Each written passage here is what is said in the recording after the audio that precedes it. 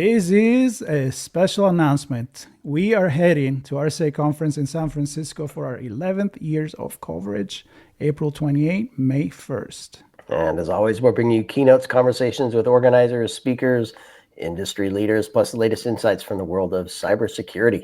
And we'll reconnect with old friends, meet new ones, and of course, we want you and your company to join us. We have a few spots left for full sponsorship and our on-location briefings. You can book yours now at itspmagazine.com/RSAC. We're going. And you're coming with us.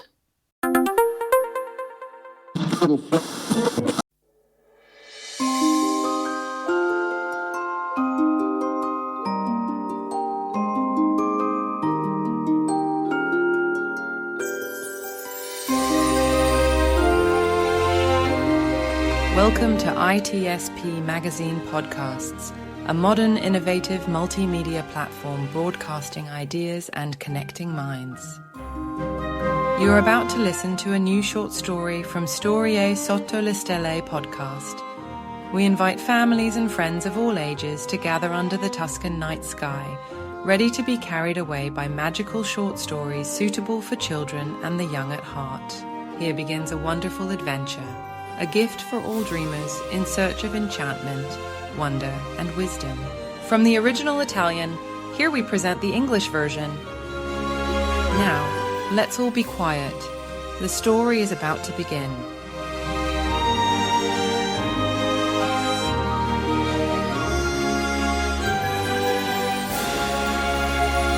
The Tribe of the Wandering Shoes. Part 3 and 4. Winter, spring, and then the return. After a summer shining with light and an autumn drizzly but fascinating in its colours, the Tribe of the Wandering Shoes set off again for new adventures, mysterious, surprising, and of course, a little dangerous. More determined than ever, ready to overcome any challenge, they resumed their journey. Winter didn't take long to arrive. In December, the first snow fell on the mountains. The tribe boarded a coach headed to the Dolomites, where the snow-covered peaks waited for them on the horizon. As soon as they settled into the hotel, excitement took over. They couldn't wait to dive into the fresh snow and build a giant snowman. They got straight to work, shoveling pile after pile of snow. With a little ladder, step by step, they reached the height of the face. 2 buttons for eyes, a carrot for a nose, a pipe in the mouth and a scarf wrapped around the neck. It was perfect. "Brr! It's freezing!" exclaimed one of them, and they all looked down at their tips and saw they were completely frozen. "We need a miracle," declared one shoe with a solemn tone.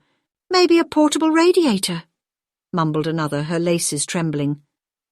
They decided to call the Alpine Rescue Team, which arrived with a supersonic jet packed with hot water bottles, boiling tea, and thermal blankets. But just then, the weather station mounted on a spaceship at the top of the mountain reported a severe snowstorm on the way. The tribe, worried, asked to return immediately to the valley, but the jet couldn't transport them in the traditional way.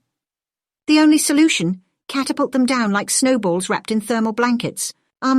Excuse me, but has anyone ever tried this system before?" asked one shoe, suspicious.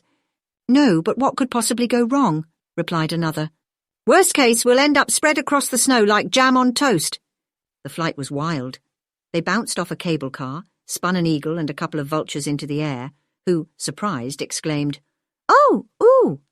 Fortunately, the mountain pines gave them a soft landing with their snowy branches. The shoes landed unlaced, a bit bruised but safe. "I think we just invented the first extreme sport for footwear," commented one still dizzy. The villagers in the valley found them and, touched by their story, brought them to the old cobbler in town.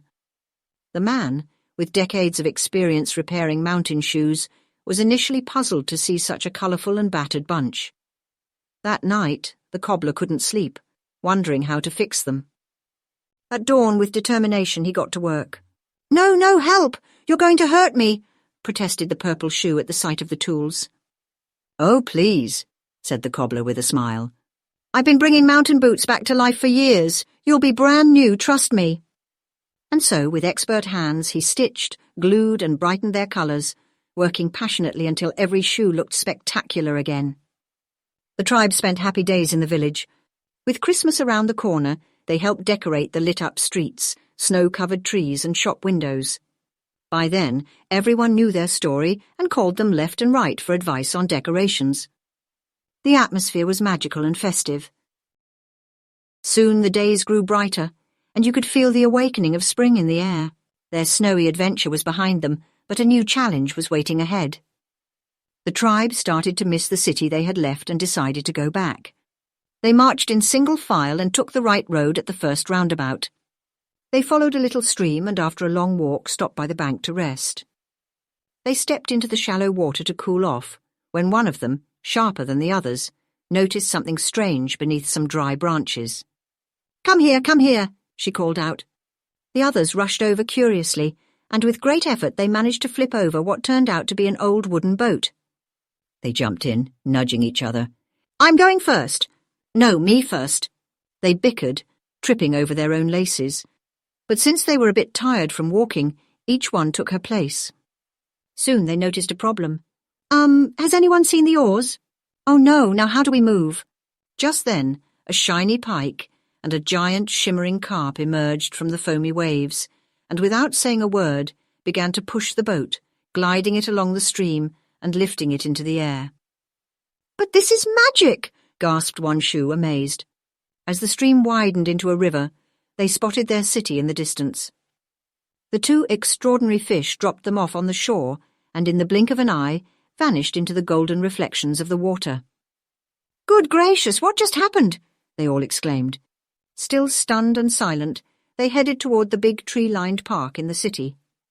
Lying in the grass, they looked up at the blue sky and realized just how much they had missed their busy store and the bustling crowd. That's when they noticed something strange. For the first time, they looked carefully at the glowing sign above the entrance. Sorelle Soletta, department store. They stared at each other wide-eyed. The little witch Soletta was the owner of the shop. Once placed back on the shelves, with their laces tied tight and their soles polished, the shoes smiled at one another. What an adventure, folks, sighed the purple shoe. Oh, yeah, replied the red one, but it's so nice to be back here. With all due respect to eagles, cobblers and flying fish, nothing beats the smell of the shop in the morning, added the blue shoe dreamily. And here we've got curtains, changing rooms and customers who try us on gently. Not to mention little witch Soletta watching over us. They all burst out laughing. In the end, concluded the one with golden laces, travelling is wonderful, but coming home is even better. And from that day on, every time a child or an adult chose one of them, a new story began. But that one, well, that is another adventure.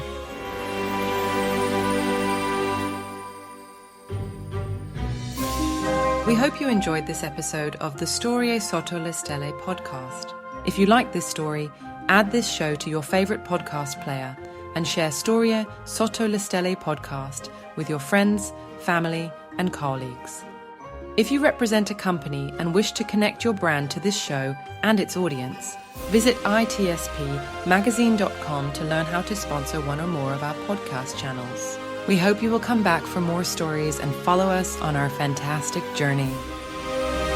If you wish to read this and many more stories in Italian and in English, please visit storiesottolestelle.com. A presto.